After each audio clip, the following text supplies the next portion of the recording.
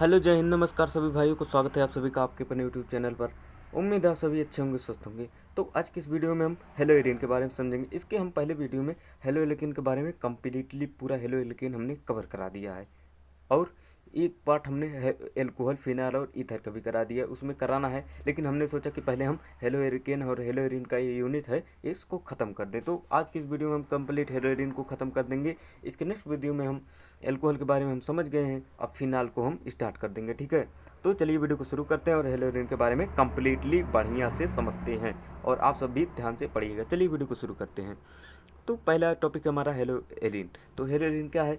तो जब हम बेंजीन में से एक हाइड्रोजन को माइनस कर देते हैं और हेलोजन ग्रुप को ऐड कर देते हैं, तो ये हमारा हेलो एलिन बन के तैयार हो जाता है। ठीक है, समझते हैं। तो बेंजीन को हम ऐसे भी लिख सकते हैं C6H6, इस फॉर्म में भी हम बेंजीन को लिख सकते हैं। तो ये बेंजीन का जो है ये पूरा उसका स्ट्रक्चर फॉर्म है। ठीक है, और इसमें C6H6 होता है, और एक डबल बॉन्ड जो है वो अस्थायी नहीं होता है, अल्टरनेट होता है, इसलिए इसको कभी कभी इस प्रकार से लिख देते हैं। ऐसे व्यंजन बनाएंगे, ऐसे गोला खींच देंगे। ठीक है, तो यानी ये पूरे रिंग में ऐसे चक्कर लगाते रहते हैं। ठीक है, अब देखते हैं हम हेलोजन को किस प्रकार से बना सकते हैं।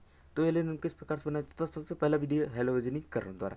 तो हेलोजनीकरण द्वारा किस प्रकार से बनाते हैं यही समझते हैं। तो जब बेंजीन की क्रिया क्लोरीन से या हेलोजन से, ठीक है, यानी क्लोरीन जो है वो हमारा हेलोजन परिवार का ही सदस्य है। हेलोजन में फ्लोरीन, क्लोरीन, ब्रोमीन, आयोडीन, इस प्रकार के तत्व आते हैं। तो ठीक है, क्लोरीन या किसी हेलोजन से जब हेलोजन वाहक जैसे, यानी हेलोजन से होगा, लेकिन हेलोजन वाहक क्या क्या है आइए समझते हैं। तो हेलोजन वाहक जो है वो आयरन है, आयरन क्लोराइड है, ठीक है, की उपस्थिति में अंधेरे में कराते हैं तो क्लोरोबेंजीन प्राप्त होता है। यानी हमारा हेलोजन प्रेजेंट होना चाहिए और हेलोजन वाहक भी प्रेजेंट होना चाहिए, और अंधेरे में जो हमारा रिएक्शन भी होना चाहिए, तो क्लोरोबेंजीन तब हमारा बनेगा।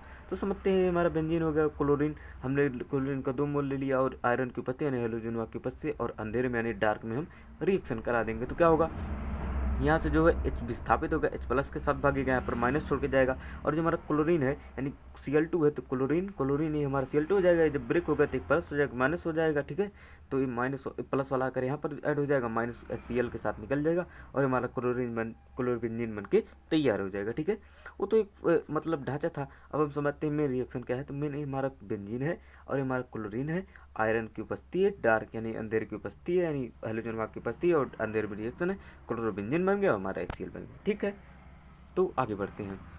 आगे दूसरा हमारा रिएक्शन है, यानी किस प्रकार से बना सकते हैं। पहले हमारा हो गया हेलोजनीकरण द्वारा किस प्रकार से बनाएंगे, आपने देखा रिएक्शन। अब देखते हैं हम बेंजीन डाइजोनियम क्लोराइड के द्वारा किस प्रकार से बनाते हैं। ये मोस्ट इंपॉर्टेंट रिएक्शन है। ठीक है, ये बेंजीन डाइजोनियम क्लोराइड द्वारा किस प्रकार से बनाते हैं ये आ जाता है। ठीक है, तो समझते हैं। एनिलीन की क्रिया नाइट्रस अम्ल से HCl की उपस्थिति में 0 से 5 डिग्री सेल्सियस पर, यानी उसका तापमान होना चाहिए कि तब उस तापमान पर कराने पर बेंजीन डाइजोनियम क्लोराइड प्राप्त होता है। ठीक है, इसमें आप सबसे पहले समझ लीजिएगा कि इसमें सबसे पहले हम बेंजीन डाइजोनियम क्लोराइड बनाएंगे, फिर उसके द्वारा हम क्लोरोबेंजीन का निर्माण कर देंगे। ठीक है, तो बेंजीन डाइजोनियम क्लोराइड प्राप्त होगा, तो बेंजीन डाइजोनियम क्लोराइड की क्रिया CuCl यानी कॉपर क्लोराइड के साथ HCl द्वारा, या CuBr यानी कॉपर ब्रोमाइड के साथ HBr द्वारा कराने पर क्लोरो या ब्रोमो बेंजीन प्राप्त होता है। इसे सेंडमेयर अपक्रिया कहते हैं। इसीलिए हमने कहा कि ये इंपॉर्टेंट रिएक्शन है, यानी एनेमिक रिएक्शन है, यानी सेंडमेयर के नाम से आ जाएगा। सेंडमेयर अपक्रिया क्या है, तो आप सभी सीधे सीधे इसको लिख दीजिएगा। आइए समझते हैं फिर से एक बार। तो एनिलीन की क्रिया यानी एनिलीन क्या होता है, अब कहेंगे एनिलीन क्या है। तो इस प्रकार का हमारा कंपाउंड होगा। ठीक है, ये बेंजीन हो गया, इसी पर हम NH2 ग्रुप को ऐड कर देंगे तो ये हमारा एनिलीन हो जाएगा। ठीक है, इसी को हम एनिलीन कहते हैं। तो एनिलीन क्या है समझ गए होंगे कि क्रिया नाइट्रस अम्ल से HCl की उपस्थिति में 0 से 5 अंश सेल्सियस पर बेंजीन डाइजोनियम क्लोराइड प्राप्त होता है। ठीक है, सब कुछ जब कराते हैं यानी एनिलीन होगा, नाइट की क्रिया नाइट्रस अम्ल से HCl की उपस्थिति होगी, तब जाके हमारा बेंजीन डाइजोनियम क्लोराइड बनेगा। और जब डाइजोनियम क्लोराइड हमारा बन जाएगा बेंजीन वाला, तो इसकी क्रिया CuCl के साथ HCl द्वारा या CuBr के साथ HBr द्वारा कराने पर क्लोरो या ब्रोरोबेंजीन प्राप्त होता है। तो आइए इस रिएक्शन के माध्यम से समझते हैं, तो बढ़िया समझ में आता है। तो ये NaNO2 हो गया प्लस HCl हो गया, तो हम क्या होगा, ये ब्रेक होगा, यहाँ पर भी ब्रेक होगा, H plus Cl minus Na plus NO2 minus. ठीक है, तो प्लस वाला माइनस, माइनस वाला प्लस के साथ NaCl बन जाएगा, HNO2 बन जाएगा। ठीक है, अब क्या होगा, अब जो हमारा ए बन गया, अब ये हमारा एनिलीन हो गया। एनिलीन को HNO2 जो हमारा एक कंपाउंड बना है इसके साथ रिएक्शन कराएंगे। HCl की उपस्थिति में 0 से 5 सेल्सियस तापमान है, तो N डबल बॉन्ड N।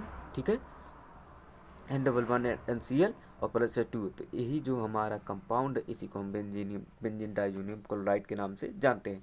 तो बेंजीन डाइजोनियम क्लोराइड यहाँ पर है, CuCl है, ये CuCl है, Cu2Cl2 है, यानी 2 मोल लें चाहे 1 मोल लें, HCl की उपस्थिति होनी चाहिए तो क्लोरोबेंजीन बन जाएगा। प्लस अगर 2 मोल लेंगे तो Cu2Cl2 वो बन जाएगा, ठीक है, या तो क्या बन जाएगा, CuCl ये बन जाएगा, ठीक है। इस प्रकार से हमारा रिएक्शन होगा। आगे और देखते हैं, एक प्रकार और है, यानी यहाँ पर हमने कॉपर क्लोराइड को लिया, यहाँ पर कॉपर ब्रोमाइड को ले लिया है, HBr की उपस्थिति ले लें। यानी जब हम कॉपर क्लोराइड को लेंगे तो यहाँ पर HCl लेंगे, और अगर कॉपर ब्रोमाइड को लेंगे तो यहाँ पर HBr लेंगे, ठीक है। इतना ही इसमें फ़र्क है, ठीक है। और बेंजीन डाइजोनियम क्लोराइड है तो सीधे सीधे रिएक्शन कराएंगे, ब्रोमोबेंजीन बन जाएगा, CuCl2 बन जाएगा, प्लस H2 बन जाएगा, ठीक है। ये हमारा ब्रोमोबेंजीन बन के तैयार हो जाएगा। आगे समझते हैं, यानी अब हमने देख लिया कि हम यानी क्लोरोबेंजीन या ब्रोमोबेंजीन या हेलोबेंजीन को किस प्रकार से बनाते हैं। अब इसके हम भौतिक गुणों को समझते हैं, यानी भौतिक गुण इसके क्या क्या है। तो यह रंगहीन क्रिस्टलीय ठोस अथवा द्रव होता है, ठीक है। यानी ये रंगहीन होगा, ये ठोस भी हो सकता है या द्रव भी हो सकता है, बढ़िया, ठीक है। अब दूसरा विलेयता है, यानी सॉल्वेबल, यानी ये किस किस चीज़ में घुल सकता है। तो यह जल में अविलेय परंतु कार्बनिक विलायकों में विलेय होता है, यानी ये जल में घुलता नहीं है लेकिन कार्बनिक विलायकों में यह घुल जाता है, ठीक है। अब क्वथनांक देते हैं, यानी कब किस ताप पर यह खौलेगा। तो इसका क्वथनांक सामान्य हाइड्रोकार्बन से अधिक होता है, क्योंकि इसका अणुभार अधिक होता है। यानी जो हाइड्रोकार्बन होता है सामान्य प्रकार का, उससे अधिक होता है इसका अणुभार, क्योंकि अधिक होता है, ठीक है। आगे समझते हैं। आगे हमारा हेलोएल्केन व हेलोएरीन की सक्रियता की तुलना, यानी हेलोएल्केन और हेलोएरीन की सक्रियता की तुलना का मतलब हेलोएल्केन और हेलोएरीन में कौन सबसे ज़्यादा सक्रिय है, ठीक है। तो देखते हैं, ये हमारा हो गया हेलोएरीन और ये हमारा हो गया हेलोएल्केन। तो अब इसमें सबसे पहले हम हाइब्रिडाइजेशन यानी संकरण निकालते हैं। तो संकरण किस प्रकार से निकालते हैं, संकरण का सीधा फार्मूला होता है number of sigma bond plus lone pair, ठीक है। तो इसमें देखते हैं, तो हेलोएरीन जो है उसमें 3 सिग्मा बॉन्ड है, ठीक है। और क्लोरीन के पास देखिए कितने हैं, 1 2 3, यानी 3 लोन पेयर है, ठीक है। तो 6 प्लस 3 यानी 3 हो गया, 1 2 3 और एक सिग्मा बॉन्ड 4, ठीक है। और यहाँ पर देखिए इसमें sp2 संकरण हो गया, ठीक है। अब इस समझते हैं, आइए पढ़ते हैं और समझते हैं। तो हेलोएल्केन की सक्रियता हेलोएरीन से ज़्यादा होती है, यानी जो हमारा ये हेलोएल्केन है इसकी सक्रियता की तुलना अगर हेलोएरीन से करते हैं तो ये ज़्यादा, हेलोएल्केन ज़्यादा सक्रिय होता है, हेलोएरीन कम सक्रिय होता है। क्यों होता है ये समझते हैं, क्योंकि हेलोएल्केन में कार्बन क्लोरीन बंध sp3 संकृत होता है, यानी जो कार्बन और क्लोरीन के मध्य बंध बना है यहाँ पर, ये मतलब ये sp3 हाइब्रिडाइज है, और जिसका संकरण ज़्यादा होता है उसका सक्रियता भी ज़्यादा होता है, ठीक है। और इसकी बंध लंबाई अधिक होती है, ठीक है। जबकि हेलोएरीन में कार्बन क्लोरीन बंध में अनुनाद पाया जाता है, यानी रिजोनेंस पाया जाता है, ठीक है। रिजोनेंस क्या है, यानी उसमें जो है यानी रिजोनेंस उसी में पाया जाएगा जिसमें कॉन्जुगेशन पाया जाएगा, ठीक है, यानी, ठीक है। और इसकी बंध लंबाई सबसे अधिक, जबकि हेलोएरीन कार्बन कार्बन अनुनाद पाया जाता है, यानी कार्बन क्लोरीन बंध में अनुनाद पाया जाता है, और यह sp2 हाइब्रिडाइज होता है। यानी जो हमारा हेलोएल्केन है वह sp3 हाइब्रिडाइज था, लेकिन ये हमारा sp2 हाइब्रिडाइज है, यानी sp2 संकरित है। तो इसके कारण क्या है, इसकी बंध लंबाई कम हो जाती है, सक्रियता भी कम हो जाती है, यानी इसकी बंध लंबाई भी कम हो जाएगी और सक्रियता भी कम हो जाएगी। फिर से एक बार हम बता देते हैं, हेलोएल्केन, ये हमारा हेलोएरीन हो गया, ये हमारा हेलोएल्केन हो गया। तो हेलोएल्केन जो हमारा sp3 हाइब्रिडाइज है इसलिए ये ज़्यादा सक्रिय, और हमारा sp2 हाइब्रिडाइज है और इसमें रिजोनेंस पाया जाता है, इसलिए इसकी बंध लंबाई कम हो गई, इसलिए कम सक्रिय, ठीक है। और ये ज़्यादा सक्रिय, यानी हेलोएल्केन हमारा हेलोएरीन की तुलना में ज़्यादा सक्रिय है। समझ गए होंगे।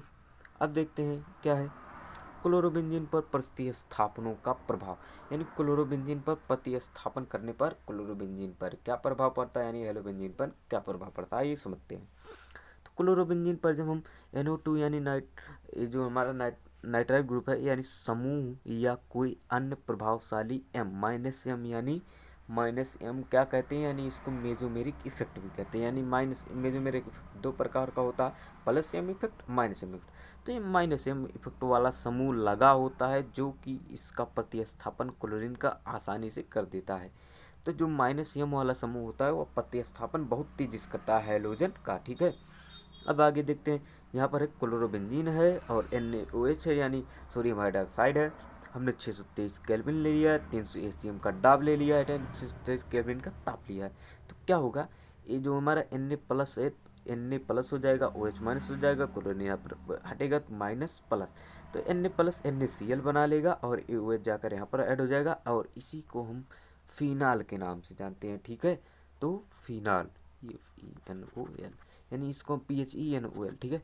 तो फिनाल इसी कंपाउंड को कहते हैं। मोस्ट इंपॉर्टेंट रिएक्शन है कि फिनाल किस प्रकार से बनाते हैं। तो आप सभी क्लोरोबेंजीन की क्रिया सोडियम हाइड्रोक्साइड से 623 केल्विन ताप होना चाहिए, ठीक है, और 300 ATM दाब होना चाहिए, सीधे हमारा फिनाल बन के रेडी हो जाएगा, ठीक है। अब हम देखते हैं और प्रतिस्थापन किस प्रकार से हम क्लोरोबेंजीन का करते हैं। तो हमने पहले से एक NO2 ग्रुप को ले लिया और फिर NaOH के साथ हमने किसकी क्रिया, आपकी बार हमने ताप को कम कर दिया 475 केल्विन और 60 ATM का दाब ले लिया है। तो यहाँ पर देखिए क्या बन के तैयार हो गया यानी इसका जब नेमिंग करेंगे तो क्या हो जाएगा 1 नाइट्रोफिनॉल, ठीक है। नाइट्रोफिनॉल भी इसे कहते हैं। तो ये हमारा फिनॉल, फिनाल तो हमारा एक कंपाउंड है यानी NO2 नहीं होता तो ये हमारा फिनाल ही होता। इसको हम साइड चेन के रूप में ले लेंगे तो ये हमारा NO2 बन जाएगा, ठीक है। फिर से यानी हम 2 नाइट्रोजन समूह ले लेते हैं, ठीक है, एक आर्थो पर एक पैरा पर, ठीक है। अब क्लोरीन यानी क्लोरोबेंजीन तो हमारा रहेगा ही, हमने ताप केल्विन वही लिया है और NaOH की उपस्थिति में रिएक्शन फिर आगे बढ़ा दिया है। तो क्या होगा, देखिए यहाँ पर एक क्लोरीन यानी पैरा पर और एक ऑर्थो पर ऐड हो जाएगा, ठीक है। इस प्रकार से हम आगे बढ़ाते जाएंगे, इस प्रकार से हम जब तक पूरा नहीं कर देंगे। यानी अब की बार हमने 3 नाइट्रो यानी इसको ले लिया, ठीक है, नाइट्रो ग्रुप को ले लिया और एक हमारा है क्लोरोबेंजीन हो गया। अब की बार फिर हमने NaOH ले लिया, अब की बार हमने ताप नहीं लिया, NaOH को थोड़ा डाइल्यूट कर लिया यानी शांत कर लिया। तो क्या बनेगा हमारा, तो अब की बार तब की बार यहाँ था तो यहीं पर बचा था, तब की बार यहाँ पर भी ऐड हो जाएगा। तो 2,4,6 ट्राइनाइट्रोफिनॉल यही हमारा बन के रेडी हो जाएगा। आता है मोस्ट इंपॉर्टेंट रिएक्शन है ये वाला हमारा कि किस प्रकार से हम 2,4,6 ट्राइनाइट्रोफिनॉल किस प्रकार से बनाते हैं। तो आप सभी लिख सकते हैं इस रिएक्शन को। आगे समझते हैं तो फ्रीडल क्राफ्ट ऑफ क्रिया क्या है। तो फ्रीडल क्राफ्ट ऑफ क्रिया ये 2 प्रकार का, फ्रीडल क्राफ्ट ऑफ क्रिया 2 प्रकार का होता है। ये इंपॉर्टेंट रिएक्शन है, ये जरूर आता है लिखने के लिए। मैंने जब पेपर दिया था तो फ्रीडल क्राफ्ट ऑफ क्रिया आया था। तो देखते हैं ये आप क्रिया 2 प्रकार का होता है। इसमें AlCl3 उत्प्रेरक का यानी कैटलिस्ट का उपयोग करते हैं, यानी AlCl3 यानी एल्यूमिनियम क्लोराइड एक कैटलिस्ट का कार्य कर। कैटलिस्ट का क्या होता है, तो कैटलिस्ट क्या करता है, वह रिएक्शन को तेजी से कराता है और खुद गायब हो जाता है, ठीक है। तो ये 2 प्रकार का है, क्या क्या है आइए समझते हैं। तो एल्काइलेशन यानी एल्किलीकरण क्या होता है आइए समझते हैं। तो जब क्लोरोबेंजीन की क्रिया किसी एल्किल ग्रुप जैसे CH3Cl या AlCl, ठीक है, CH3Cl या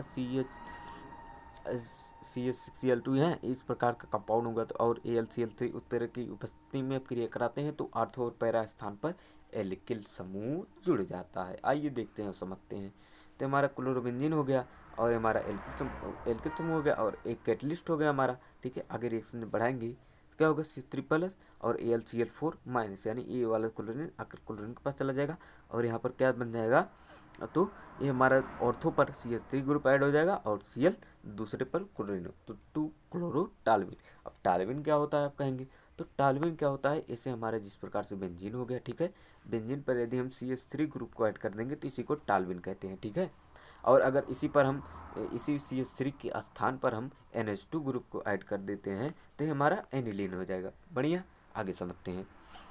अब क्या है, आगे समझते हैं। अब एसाइलेशन क्या है, यानी एसिलीकरण क्या है। पहला हमारा एल्काइलेशन था, आपकी बार एसाइलेशन।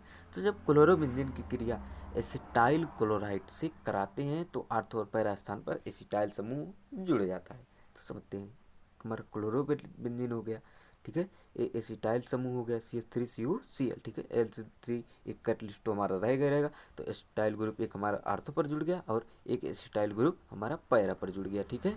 तो इसका नेमिंग कर देंगे 2 क्लोरो एसिटोबेंजीन हो जाएगा, इसका 4 क्लोरो एसिटोबेंजीन हो जाएगा, ठीक है। और सॉरी इसमें हम देखिए इसमें भी ऐसा ही होगा कि आर्थो और पैरा समूह पर जुड़ेगा तो एक बार हमारा CH3 यहाँ पर आर्थो पर जुड़ गया और एक बार यहाँ पर जुड़ जाएगा, ठीक है। आगे बढ़ते हैं। आगे हमारा फिटिंग रिएक्शन, यानी फिटिंग रिएक्शन क्या होता है, तो ये आता है ऊर्ज रिएक्शन, फिटिंग रिएक्शन, तो ये मोस्ट इम्पॉर्टेंट है, आप सभी जरूर ध्यान रखिएगा। आप चाहे तो पेपर में बैठ के देख लीजिएगा, ये पक्का आता है कि यानी कि न्यूमेरेशन में से 4-5 ठीक दे देंगे और कहेंगे कि इन सब के बारे में टिप्पणी लिखिए, 60 में टिप्पणी लिखिए। तो आप ऊर्ज रिएक्शन, फिटिंग रिएक्शन, इन सबको ध्यान में रखिएगा, ठीक है। बात करें तो जब दो एरोमेटिक हाइलाइट को लेकर सोडियम उत्प्रेरक की उपस्थिति में रिएक्शन कराते हैं तो बाइफेनाइल प्राप्त होता है, इसे फिटिंग रिएक्शन कहते हैं। क्या है, आइए बढ़िया से समझते हैं। तो दो एरोमेटिक हाइलाइट हो गया, ये हमारा एक एरोमेटिक हाइलाइट ए हो गया, एक हमारा एरोमेटिक हाइलाइट ए हो गया, ठीक है। ये सॉरी, फिर से बताते हैं हम थोड़ा। एक एरोमेटिक हाइलाइट ओ, एक एरोमेटिक हाइलाइट हमारा ए हो गया, ठीक है। सॉरी, यानी ए हो गया, ठीक है। तो एक एरोमेटिक हाइलाइट होगा और ये हमारा सोडियम कैटलिस्ट की उपस्थिति है, ठीक है। जब इस रिएक्शन को ईथर के ऊपर, इस यहाँ पर ईथर की प्रेजेंट है, तो क्या होगा, जो हमारा 2Na है, एक क्लोरीन इसको और एक क्लोरीन इसको लेकर गायब हो जाएगा और 2NaCl बना लेगा और हमारा बाइफेनिल बन के तैयार हो जाएगा, ठीक है। तो क्या समझे आप, तो एक हमारा ए देखिए हो गया, ठीक है, एल्किल हाइलाइड, एक हमारा ये एल्किल हाइलाइड हो गया और 2Na हमने लिया है। तो दो, जो अगर सोडियम है, एक क्लोरीन, तो 2 क्लोरीन भी हो गया और 2NaCl बन जाएगा और बाइफेनिल बन के हमारा तैयार हो गया। लेकिन आप याद रखिएगा ईथर की प्रेजेंट में हमारा रिएक्शन होगा। आगे समझते हैं ऊर्ज रिएक्शन क्या है। फिटिंग रिएक्शन हमने देख लिया है, आप सभी को समझ में आ गया होगा। अब ऊर्ज रिएक्शन देखते हैं। ऊर्ज रिएक्शन क्या है, तो जब दो एरोमेटिक हाइलाइड और एक एलिफेटिक हाइलाइट, यानी सॉरी एक एरोमेटिक हाइलाइट और एक एलोफेटिक हाइलाइट को लेकर हम सोडियम उत्प्रेरक की उपस्थिति में क्रिया कराते हैं तो टाल्विन प्राप्त होता है। टाल्विन क्या होता है ये समझते हैं, इसे ऊर्ज रिएक्शन भी कहते हैं। तो ऊर्ज हमने नेमी रिएक्शन इसको बताए रखा है। ठीक, हमारा एरोमेटिक हाइलाइट हो गया, एक हमारा एलोफेटिक हाइलाइट हो गया, ठीक है। और हमने सोडियम की उपस्थिति ले ली है, यानी कोई कैटलिस्ट नहीं है, लेकिन आप इधर भी ले सकते हैं, ठीक है। तो क्या होगा, ये Na जो है हमारा, सॉरी हाँ, ये Na हमारा 2Cl को लेकर भाग जाएगा, ये 2NaCl बन जाएगा। आप सभी कक्षा 10 में पढ़े होंगे कि यानी समीकरण को किस प्रकार से संतुलित किया जाता है, तो आप सभी समझ गए होंगे। और ये हमारा 2NaCl यहाँ पर बन के बाहर हो गया और CH3 जाकर हमारा बेंजीन से ऐड हो जाएगा। तो इसी को हमने टाल्विन पहले ही बताया था कि, और हमारा रेमी रिएक्शन लिखने भी आता है कि यानी टाल्विन किस प्रकार से बनाते हैं, एनिलीन किस प्रकार से बनाते हैं, बेंजीन डाइज़ोनियम क्लोराइड किस प्रकार से बनाते हैं, फिनाइल किस प्रकार से बनाते हैं, ये सब मोस्ट इंपॉर्टेंट रिएक्शन। और ऊर्ज रिएक्शन हमें आज के रिएक्शन में कवर किया है, फिटिंग रिएक्शन कवर किया है, ठीक है। इन सभी को आप ध्यान में रखिएगा, परीक्षा की दृष्टि से मोस्ट इंपॉर्टेंट है। उम्मीद है आप सभी को हमारा वीडियो पसंद आया होगा और आप सभी को समझ में आया होगा। यदि आपको हमारा वीडियो अच्छा लगा तो आप सभी लाइक करें, सब्सक्राइब करें, शेयर करें। जय हिंद।